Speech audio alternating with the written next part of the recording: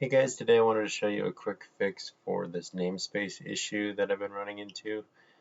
When I go to Windows, General Editors, Namespace Editor, and I try to delete the namespace, just say merge with root, I'm getting this, which says the source namespace is read only. So here's a quick fix to get past that error. You go to the reference editor. So this happens when I reference in a character, right?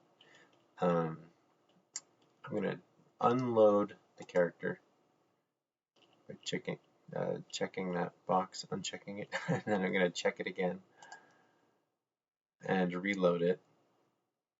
Then go back to the namespace editor, merge with root, and it did it. So there you go. Quick. I'm not sure why it's happening in the first place, but that works for now. Takes 5 seconds to do that when you're trying to export your characters to a game engine. You need those namespaces removed. So there you go.